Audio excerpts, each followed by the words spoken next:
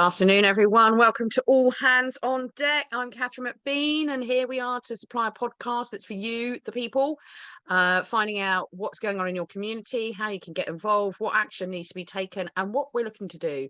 And today I'm joined by Leandra Ashton from the People's Care Watchdog, who have really kicked off doing some fantastic work and are working alongside PHA, but we'll go into more details on that. Thank you for joining me today, Leandra. How are you? Total pleasure. Yeah, it's great to get together and talk about things that we can do. I like action. Less Yeah, fannying, more action. yeah. That's what I tend to be about. So do you want to, a lot of our listeners won't necessarily have heard about the People's Care Watchdog.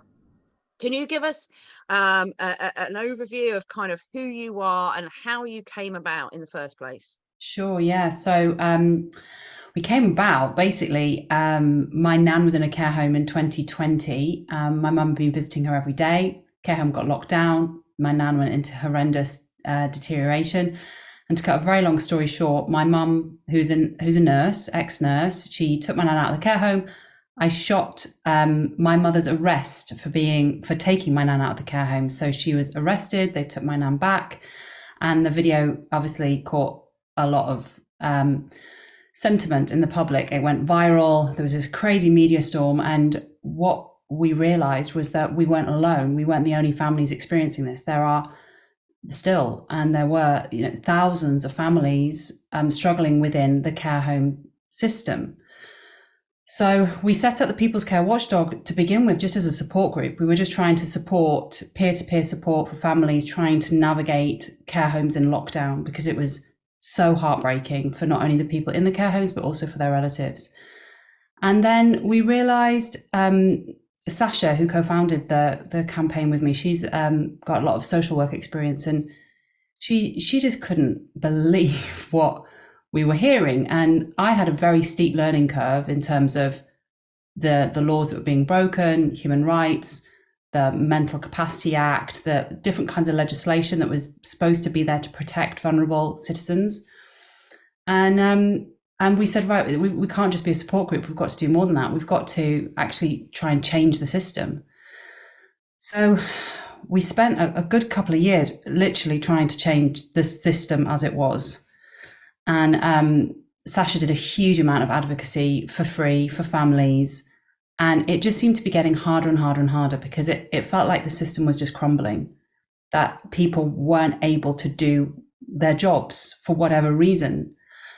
There were, failures, and it wasn't just about the care homes. It was about the local authorities around. It was about the social services. It was about the police not responding to really serious issues of neglect and abuse. So you kind of get to the point where you think, well, there's only so far you can go trying to fix a broken system before you think, well, there's got to be a better way. So that's when we teamed up with People's Health Alliance, which is this beautiful synergy of, right, what can we do to make it better? And we're trying to create new blueprints and new models of care that mean that people are really going to get the care that they deserve, that we don't have to be pumping all these profits offshore. So many of the care homes in the UK currently are run by private equity firms. We've got to stop that. As long as profit is being placed over people, we're not in a good situation.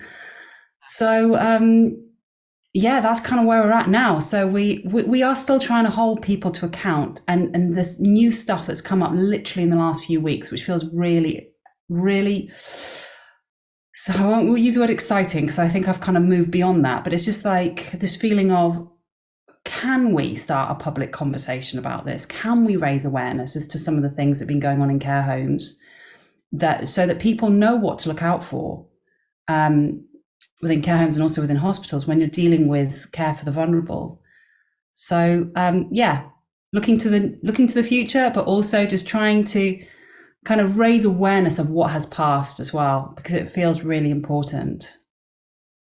And where are you now in terms of, so you're advocating for people before, is that something you're still looking to do? Or are you bringing in sort of supporting resources to help people navigate the entire system? How is the People's Care Watchdog working now?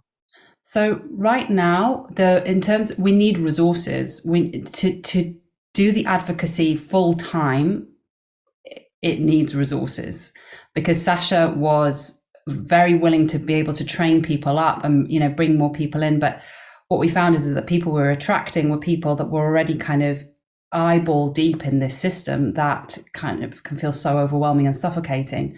So we needed more kind of people that were less traumatized, quite honestly, who felt like they could hold a space and advocate for other families. And then also, you know, like everyone has been doing with PHA and with People's Care Watchdog, people are working for free and balancing jobs, full-time jobs, balancing family. So Sasha now, you know, is the kind of the main social work professional. She's now caring for her dad, who has dementia, caring for him at home, and that's a massive amount of work. So we're kind of at the stage now where to take it to the next level, to really roll out, and we've got loads of brilliant ideas. You know, on our website, we've got a social enterprise page with all these different projects, but we do need a bit of funding, like all of us, right? We need a little bit of funding coming in, just some other, you know, more people. And there's enough of us. That's what I feel like. There's enough people in the world.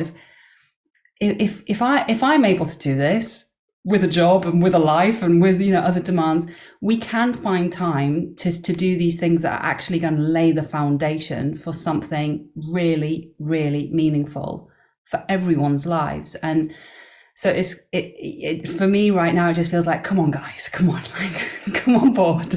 Let's all just do a little bit, and then it won't be a lot for just a couple of people. Yeah. I've literally just got off an interview earlier with James Freeman on TNT Radio. And he said to me, with the world looking like it is now, what's our biggest danger? Is it the WHO? Is it these 15-minute cities? Is it the CBDCs? What's our biggest danger now? And my response was, I don't know if you're going to like it, but apathy. I agree. Apathy is our biggest risk right now. If people do not step up and get involved, we do run the risk of either the bad guys staying where they are, or other bad guys coming in, or people who actually feel that they're going to do good, but literally copying the blueprint of what's come before. And this is a time for change. This is a time in human history for massive changes to come into play. And part of that is this huge decentralization, getting the power back to the people and back to communities. And it makes me shudder when I think of the amount of our tax-paying money that gets wasted by the current government. If we took that money and genuinely piled that money into projects like yours or PHA or PFFA or any of the other marvelous initiatives that are out there, it would be literally world changing. It would shift, because none of us have any interest in just for the self, or just for the ego, or just for what goes in my back pocket. Got to have that mental shift, and we're going through it with this awakening. But the second phase of that is, once you've kind of woken up and you're aware of the situation, what action will you take? Could you donate money? Could you donate time? Could you start something for yourself? Could you create your own community hub? What are you going to do? Not, I suppose, not what if, what are you going to do? Because if we don't seize this moment, we risk losing it. And who knows when the next time will come along. Now, I feel very positive. I feel very optimistic about not just the future, the now. But I do believe apathy is we've got so used to being in the mentality, oh, government will take care of it. Someone else will take care of it. Someone else will deal with it. Because life as it's become, and I do believe it's been engineered this way, is that we're busy, is that we're overloaded, is that we've got a million balls to juggle. And this moment in history is an opportunity for us to address what matters in our lives, really, what matters in our lives. And it isn't just about the here and now, it's about the future as well, about our children, about our parents, about our grandparents, whoever it might be. And we need to put those things into place now. So, for example, you've got an incredible model, you've got some fantastic ideas, you're starting to make moves, but actually it needs to go next level. It needs to go next level. And in order to do that, you need people and you need money. And so what I'm hearing from you right now is, if you had a touch of both of those, you could really kind of escalate things along quite significantly. Is that the case? I mean, massively. What we've achieved in 3 years with no funding at all, with people juggling a million things at once. I can't believe what we've achieved. And I think, like you, I feel so positive about this time. It feels like there's this window that's opened up. And as horrendous as the last 3 years have been, it has activated us, hasn't it? Like, that's what it feels like to me. It's like I am activated now to the point where I have no choice but to do something, to make something different, because otherwise someone else will come in and bring in a system that I don't agree with. And I think we have this amazing opportunity, just a little bit of volunteering of time, or just saying, oh, you know what, I can do that website for these people, for this organization that I really want to get behind. And I think, I think the opportunity is huge. Interestingly, I feel like there has been a real shift in something though in the last week, 2 weeks, right? So we like out of, I've been plugging away with journalists for several years, like saying we need to cover this issue of families still not being able to get in to see their loved ones, and just stumbling block after stumbling block. And it just felt like, why is this so difficult for this to be covered?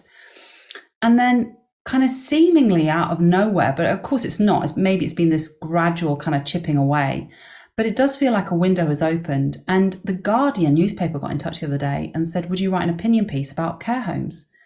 And I've just written it. And they said they're going to publish it. And I kind of can't quite believe this, because it feels like a subject that is so important and people don't want to look at it. This is the other thing that I think that many of us have learned is it can be quite overwhelming to look at the reality of where we're at and where we've arrived at. But if we don't look at it, we can't change it. So the truth will set you free, but first it will piss you off. And that is just part of the process. And you've got to go through it. But then when you go through it, a whole world of opportunity opens up, Yeah, absolutely. And what I wrote in the article at the end of it, I mentioned PHA. I said, we've teamed up with PHA, we're creating these new models of care. And it's about the shareholders of these things, rather than being these people that are offshore, got these tax havens offshore, or, becoming fat cats in their own way. The shareholders are villages, they're cities, they're the districts of cities, they're communities. Like, we become the shareholders. Yeah. And I think it's that, isn't it? It's what you just said. It's like, it's a change of mentality that we have to move into. It's stop looking to government or businesses to do this right. Just stop. Like, it's not going to work. And I think it's good. The feedback I got from the people that I sent the article to was, this is really inspiring. And it's like, to me, it's really obvious, because all I've seemed to have read over the years is, oh, government's not doing enough, or, oh, how terrible this business is so corrupt. Enough. Like, we know that. So let's stop knocking on those doors. Let's, knock on our own doors and we are our own heroes. Someone asked me yesterday, they said, where's all the heroes in the movement? I said, we are our own heroes, and we're making it happen. But the sooner everyone piles in, the quicker it gets done. It is as simple as that. So say, for example, magic genie, and you've got your pot of money. So you've got a little bit of money to put you on. But what people and skill sets are you looking for to come and help you take things next level? Because don't get me wrong, there's always a space for anyone within the movement. There will always be a space, and you either create it for yourself or someone will help you with that. But for the People's Care Watchdog, what kind of skill sets and energy do you need to help take things next level? We could really, so in terms of what we're working on at the moment with PHA are these new models of care. So we're creating a resource pack, and that resource pack will be to empower people so that they don't have to put their loved ones into inadequate care facilities. The resource pack will be really practical, empowering people with legal matters, with practical matters, with financial matters. And we have all this information, we bring it together. And it's about, is there someone out there who can just help us make it look absolutely brilliant and beautiful and organize our website so that it can be put on the website and shared really easily? We'll probably have that done by the time people hear this or that person comes forward, but there will always be projects like that. Someone who says, you know what, I've got the resources, I've got the capability, I can help you with that. I'm a brilliant editor. I write, I've done loads of corporate communications. That would be super helpful.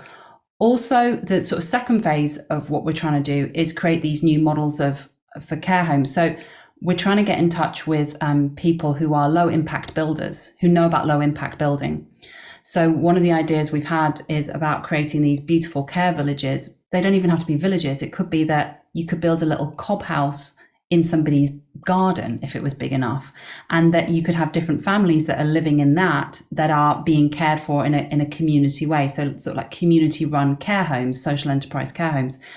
So are there builders out there or architects or people that have got experience of real kind of easy, low impact building that communities could do kind of on a shoestring, but that would be beautiful and sustainable and, cheap. We don't want it to cost a fortune. So that would be brilliant. And then anyone that, ex-social workers, I think a lot of social workers have left, good ones have left, and they are sick of not having any resources. But if they still have that passion, would they come and join us? Would they be part of helping us set up the advocacy service so that we can advocate for families genuinely? There's short-term and long-term options here, aren't there? So if people are concerned about an ongoing commitment, hey, there might be something you can just do for a couple of months that will really make a huge difference. But then, you're free, you're off, you're doing what you want to do. People don't have to feel that this is a hugely long-term commitment, do they? Exactly. I mean, it can literally be, I can give you 2 weeks, but I'm going to sort out your website for you. I'm going to make it really all singing and dancing. I'm going to make sure all the fonts are in alignment. We need a website designer. We need a website person, don't we? And we ideally need a graphic designer. Yeah. And like you say, social workers, those that have worked in the care community, those that understand it.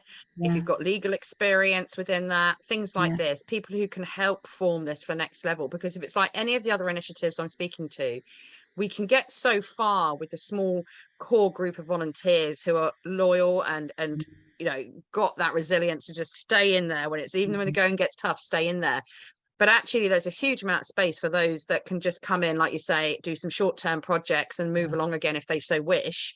But we do need those key people to come forward and help us get us off the ground. And so website ideally would be great, graphic designer would be great, legal, social worker, people with experience within the care industry. Is there anything else you're kind of looking for? Like architects, builders, people that are experienced in building, that would be really good, because we need to build these new spaces, and we've got the most beautiful designs. So Gar, who's a member of PHA, and others as well, have been sitting on these designs for years, like this would be amazing, for elderly care, for intergenerational care. It's incredible how we haven't had to go looking for designs. They've just turned up. The people are there with these ideas, with this experience, and to really offer evidence-based care.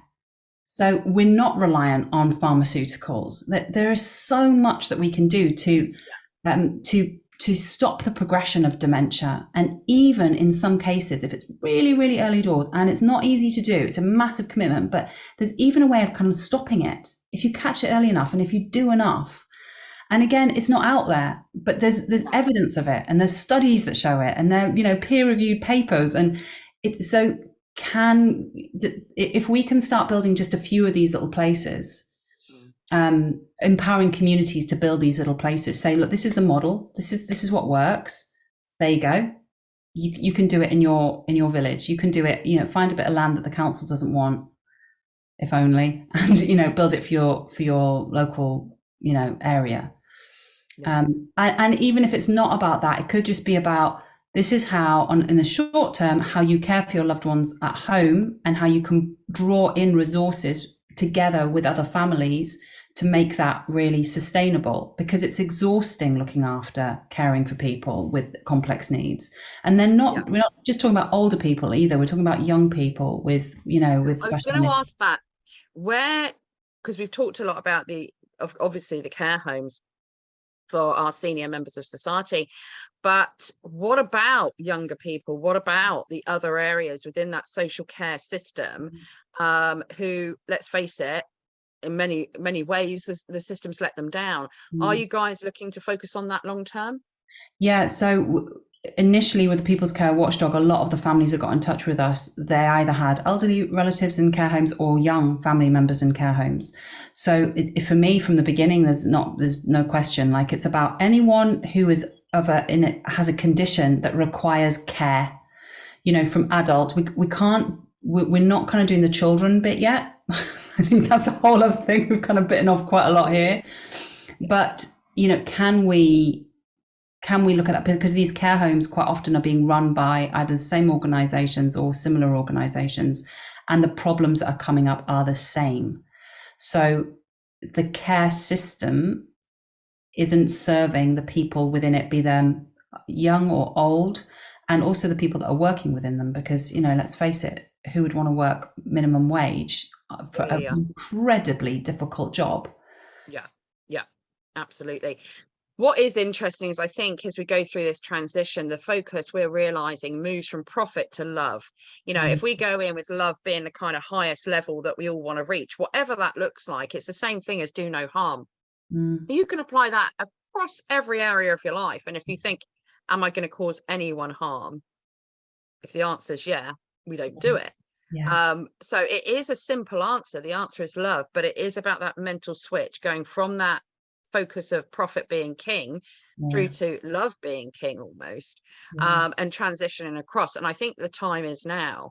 So anyone out there who is listening to Leandra and it's resonating, maybe you've had an experience yourself, maybe it's just something you've been watching from afar and it's been causing you concerns, or you're somebody who's desperate to help, not sure what direction to go in, but desperate to help, please do get in contact. And what we'll do is we'll leave in the notes the details on how you can contact Leandra and the People's Care Watchdog. But I do beg people to get involved and to respond to the call for help, because it is now. It is now. It is. There's no waiting. And what really struck me is, for years I've spoken to families who've talked about their loved one and all these issues around end of life. So big questions about misuse of midazolam, misuse of morphine, people that are dehydrated. And I thought, well, I don't understand how this is happening. What is going on here? And then literally in the last, couple of weeks, this new report that was published, that was commissioned by peers and MPs, that's all about end-of-life pathways, and basically shows that the Liverpool Care pathway never went away. And it was supposed to be disbanded in 2014. And the Liverpool Care pathway basically said, we're going to stop giving people fluids, we're going to stop feeding them, and we're just going to let them slowly die. And I think recently in the press, this poor gentleman who lost his mother, it took her a month to die. This protocol is still in place, and it's not love. It's not humane. Why are we still allowing it when people are desperate for a drink? And I mean, I've spoken to families in the last few weeks, because now that we've got this report that's been written by MPs and peers, it's not nothing. Like, this is the evidence. There are 16 case studies in here, and the professor who oversaw it was actually, he's a specialist in palliative care, and he oversaw the transition of the NICE guidelines from no more Liverpool pathway to something more humane. And in 2020, he wrote to the BMJ and he said, I've got real concerns about these COVID NICE guidelines and the impact they're going to have. And these case studies that he's gone through in this report are heartbreaking. And the youngest woman affected was 21 years old, and she had special needs, and she was basically starved to death. I wonder how many families actually know. Because until you're in it, or it happens to a family member, you might be completely oblivious. You just trust that the care home are going to take care of your parents or whoever it might be. For many, the sums of money that are being paid out on this care is beyond horrific. And I know for a fact that PHA would be happy to highlight this. So if you've got information, you can send us, Leandra, that we can get out who we need to go after, who we need to target, who can make the difference.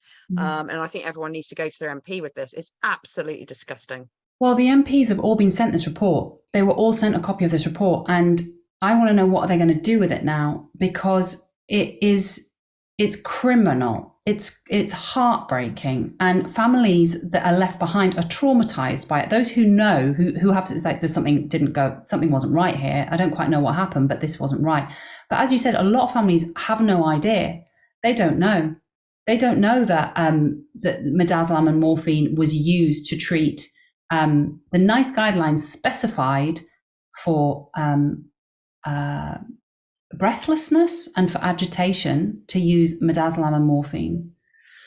And one of my oldest friends is an anaesthetist consultant in London, and she said, you use midazolam so carefully because it is such an unpredictable drug. You use it in clinical settings. So why were we using it at such high rates within the community? And I think one of the reasons is because the Liverpool care pathway never went away. So it was very familiar. And then, you have these guidelines, you have to follow these guidelines. This is what they say we have to do. But how many people died unnecessarily? I've just been speaking to a solicitor who's been absolutely phenomenal working on this, Claire Wills Harrison. She works in wills and probate. So she's had loads of elderly clients, and 3 years ago, she was like, what is going on? This is not good. And she just gave me this amazing statistic. She said in the period of kind of April to July 2020, there were 13,000 official COVID deaths. Okay, that's what it was down as. There were within care homes, there was 14,000 excess deaths that were not COVID related. So we had more non-COVID excess deaths in care homes in that period than we did have COVID deaths. And yet all everyone's talking about are the COVID deaths. What about all these people? Why did they die? What happened? Yeah. And I think more than anything, we just got to make sure through these new initiatives, through people taking control back for health, for care, that this never happens again. Yeah, absolutely. The suffering cannot have been in vain. So many people have suffered. So many people are traumatized. So it's all there. This isn't theory. This is MPs have written this report, and families. We've had families come to us. Literally since I put the call out. Are there any families within Yorkshire who'd be willing to go on BBC Look North about this? Because there's a journalist here, and she said, this is a massive story. This is a shocking story. I said, yes, it is. And she said, are there Yorkshire families, really specific remit that I had to fulfill? It's like, I've got a lot of families, but I'm not sure if any are in Yorkshire. So I put a call out for specifically this geographical area, and the number of people that have got in touch in the last week, I mean, I've been rushed off my feet. And these are the people that know, but how many people don't know? So on our website, there's a link at the bottom of the page about the NICE guidelines as to how to access your loved one's medical records if you have concerns, if you think, well, what did happen? And I think it is really important for us to find out how widespread this was, because it tells us how much we value life. Are we valuing life? Yeah. No, I think it's incredible that you've highlighted this. I wasn't aware that it was that bad. And I certainly would love to have the information. If you could send it through, we'll make sure it's linked below. We put it on the PHA website, or certainly out on our social media. We'll get it up on our website as soon as possible. And encourage everyone to start asking questions of their MPs. Why? What are you going to do about it? Well, this is absolutely unacceptable. We need investigations, and we need changes. We need changes now. But I think this is important to highlight is our expectations can't be too high with these guys. They've had opportunities to do a lot of stuff and they haven't done it. So actually the most wise thing I would suggest is to get behind a people's care watchdog, help create new ways forward in your community to care for our elderly and others who are vulnerable, and start it now. My goodness me, start it now. There is no time to waste. We just heard Leandra saying, this is all above board. They're allowed to pretty much starve and dehydrate your family member until they die, and that's okay. This is abominable. It's awful. Awful. It's awful, and the evidence is there. And I mean, I've had several families come in the last week who said they would not trust their putting their elderly relative in any NHS hospital now, because one lady managed to rescue her mum because she was aware of this protocol. She was aware of the Liverpool Care Pathway and the fact that it might still be around, and she got her mum out. Her mum is still alive. Like, her mum is happy. Yes, she has dementia, but she's kind of happy dementia, and she's bright and she's fine. You know, we need to know about this stuff so that we can protect those who maybe can't speak up for themselves because they lack capacity, or they have, you know, dementia or brain injuries or whatever it is. It's just, if we don't inform ourselves, we are literally at the, you know, at the beck and call of whoever's coming in and telling us whatever we're being told at that moment of real heightened concern for someone that we love.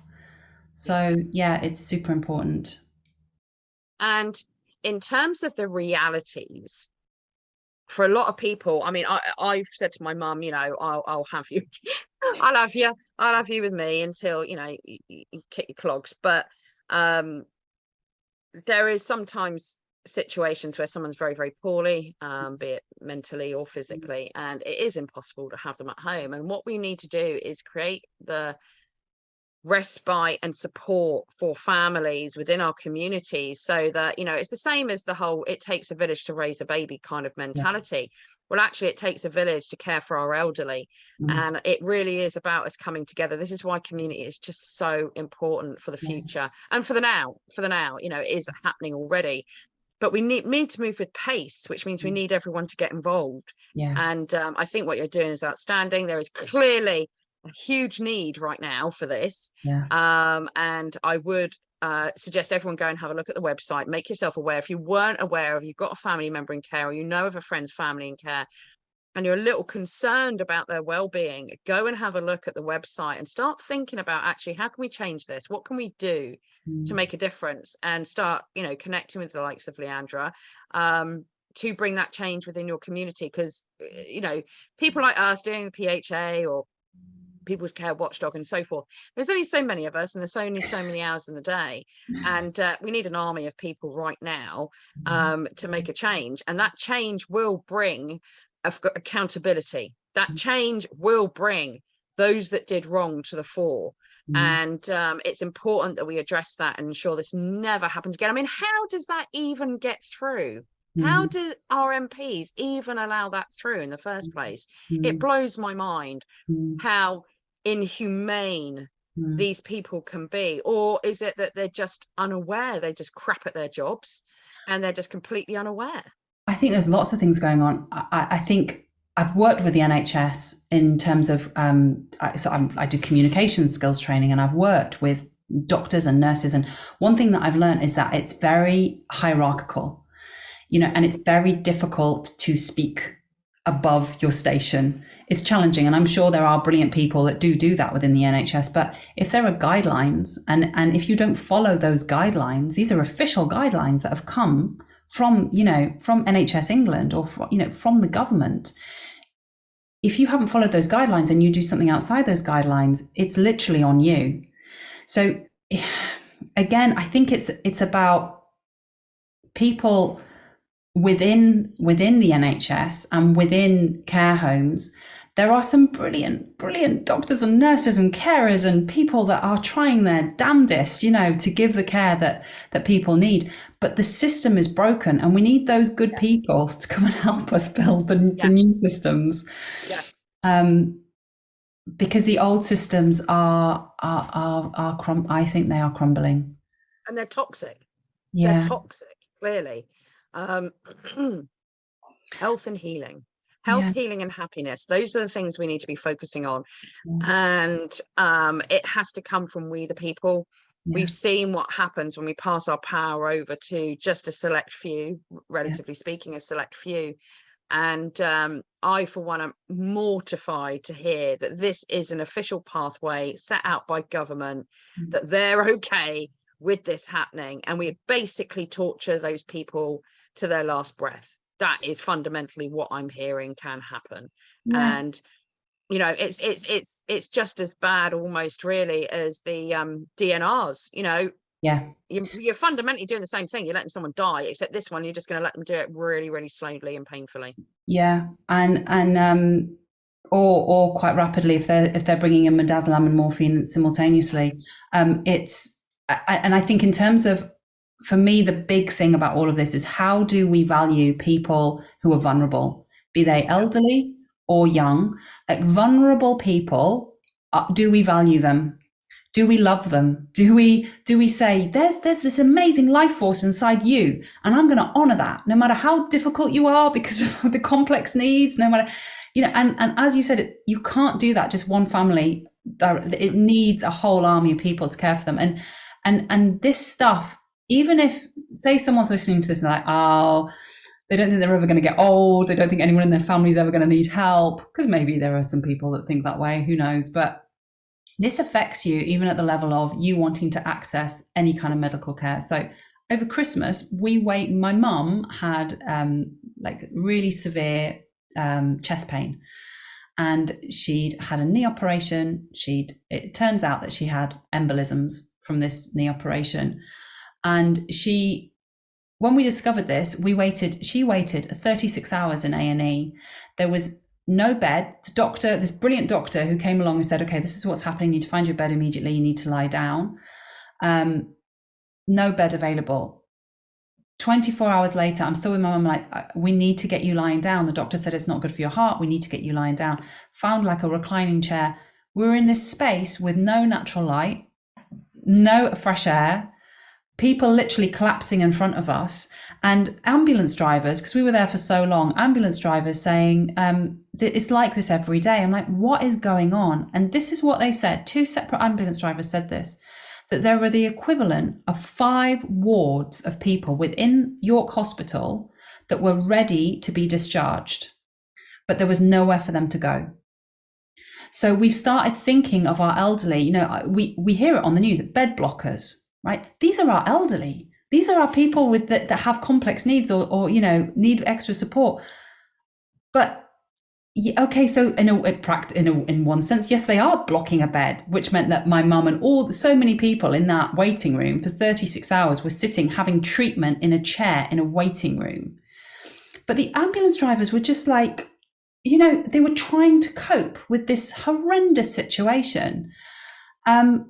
And so that if we don't deal with the social care aspect, it literally ripples down all the way down.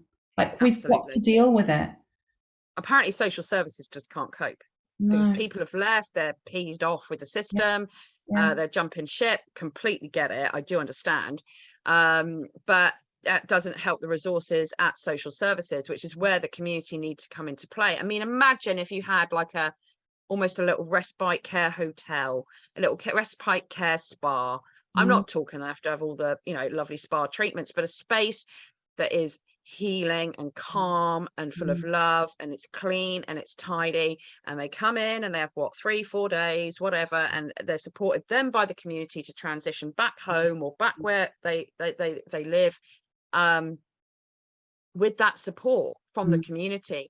And this is why it takes all of us, because if we think for a minute government's going to suddenly sort out social services or do anything from there, you got another thing coming, mate. It ain't going to happen. It is down to us to do it. Now, don't feel it's unachievable though. If someone said to me, you know, 2 years ago, oh, you're going to help create a health system and under a year it's going to be in a number of different countries and blah blah blah, you don't digest it, you don't think it's real. But in reality, what we can do is what we put our minds to, we will achieve. And the sooner we get on with it, the sooner it's done. This is our time. This is what taking back the power is. It isn't all about fighting and going out to damn pitchforks and stuff. That's not what we're talking about here. What we're talking about is actually creating the world you want to live in, and you taking control of that with your neighbors, you taking control of that with your community, and creating what is needed. This whole topic just puts fire in my belly, because the thought of those people suffering because of some fucking legislation, excuse me, some pathway created by a bunch of idiots and goons who probably aren't actually in reality understanding any of the humanity that's involved with a situation like this. They need to be gone, and we need to create it ourselves. Now, we Yeah. can't just get rid of them, but we can create it ourselves, and we can do it now. Yeah, well, absolutely. And I remember listening to the first interview that you did, Catherine, and I sat and I cried. I sat and I cried. When was that? It's so long ago now. It feels like it. Well, I don't know. It was when Pam Gregory interviewed you, and I Um, literally hung on and I cried because I was like, there are so many other people out there that are doing this, and we can do this, and yeah, you know, we don't have to be. Not everyone has to be like you or like me and have to take all this big stuff on. Just a little tiny bit, just a little tiny bit will make a massive difference. yeah. And I think it's just the sense of, oh, there is this more beautiful world that we can create. And Do you know what people can it's do right now? Do you know what people can do this very minute? yeah, Is you can put a notice out in your local Facebook group. You can say, right, guys, I'm going to create a list of people in the local area who are happy to spend some time with somebody when they come out of hospital within our community. So yeah, if Doris at 86 comes out of hospital, can we get a little rota going on about yeah, who can maybe do her shopping or check in on her at this point or get some dinner to her or yeah, whatever it might be that Doris needs? You can do that now. No one's yeah, stopping you. There's nothing stopping you. As long as Doris is happy about it, you yeah. can do that now. And yet we are going to have that transition where social services are going to kick off because they're like, no, we're going to follow procedure and blah, blah, blah. Battle it hard. If they're not going to help Doris, you freaking help Doris. Yeah. You know, there's so much we can do and it doesn't take much. We just need to, Listen, get on with it. Stop And there fannying are and get on with it. And there are beautiful organisations like little community groups already out there. My mother-in-law's part of one in just the local village, and they call themselves the helpers, and they do shopping for Lovely. people, and they drive them to their doctor's appointment or hospital appointment, or they just check in on them. And the lady who lives next door to me, she does the same. There are some amazing people out there doing this beautiful work, and no one knows that they're doing it. They're just quietly getting on with it. And if we could all just quietly just do a little bit, just how amazing would that be? If everyone, I said the other day, if everyone dedicated an hour of their time each week to doing something to support their community, 6 months' time, this world looks completely different. Just Mm, 1 hour. If everyone gave 1 hour and yeah, it was a productive hour, yeah, this country would look very different in 6 months' yeah. time. Maybe it will. Maybe it will. This has been a fantastic conversation, Leandra. There's clearly so much needs to be done, but you guys have really kind of made a start going in the right direction and bringing awareness to this and trying to find solutions and bringing some of those solutions to the fore. And I know more will come. We just need to get more people involved, get some funding in to help you guys out. Because unfortunately that is a practicality of doing Mm. this stuff. We've all got to feed our families and keep a roof over our heads. If you're anything like us, it's like, well, just about keeping the walls from the door. We're not in it for the money, but we all need funding for projects to move forward as well. So can you tell everyone what your website address is? We will put it in the Yes. notes as well. Yeah, it's it's the peoplescarewatchdog.org. We're not great on Twitter. We are on Twitter. Again, we could do someone to help us with that, but Social media person, please. yeah. But yeah, you can find us. We've got a support group on Facebook, which has about 900 or probably more like 1,000 members now. It's a private group, People's Care Watchdog support group. But if you go to our website, peoplescarewatchdog.org, you can see there's a list of all these different ways how you can get involved, and just drop us an email and let us know. And if we can help, and if you're concerned about anything, and there are some resources on there, but there are other resources that we can send as well. So yeah, just get involved, jump in. Amazing. So if you're someone, you've got maybe a parent in a care home, you're really concerned about how things are looking, maybe something's happened that causes you to worry, connect in and see if the People's Care Watchdog can help at all. And I'm sure they will. I'm sure someone will find advocates. And we've got other amazing, this is the beauty of this movement, if you like, is there's so many other groups out there that we all support each other, we all lean into each other, into our more specialist areas. And Leandra and I, if we can't help, we'll probably be able to find someone who can help. So is there any last things you want to say or messages you want to get over, Leandra, before we pause today? By the way, I'd love to come back in 6 months and see what this looks like. Yeah, and see what it looks like. Totally. I just think overall my feeling is one of real positivity. It really is. And I believe that we can't have gone through this shit the last 3 years. I do not want all that suffering to be in vain. That's what drives me. Like, I've heard too many families crying down the phone. I've read too many horrific emails and case studies. Like, that cannot be in vain. We have to make something from that. We have to make Learn. sure that that doesn't happen again. Yep, learn and create the new, learn and move Yeah. forward, take what's happened, and all it has done is helped us create what we know, what we don't want to create. So Yes. now we've got the Yeah. visions of what we do want to create. We just get on and do it, like PHA and PFFA and what you're Yeah. doing, and the amazing other grassroots authentic groups out there who are making a difference at community level, and that's what this is about. So Leandra, thank you so much for joining me Thank today. you. It has been absolutely fascinating. Yeah. I am now so fired up that my Jacob Rees-Mogg MP is going to be getting a shit ton of emails from me about this, and I'd encourage anyone to do the same. The MPs might know, but it doesn't mean you don't get on the case about it. Just don't ever stop. But thank you guys. Oh yeah, I've got to say it, could you please like and share and subscribe and all that good stuff? I'll be shocked if I don't say it. And we'll be back next week with another guest. But thank you so much for your time today, Leandra. It's been an absolute pleasure. Brilliant. Thanks.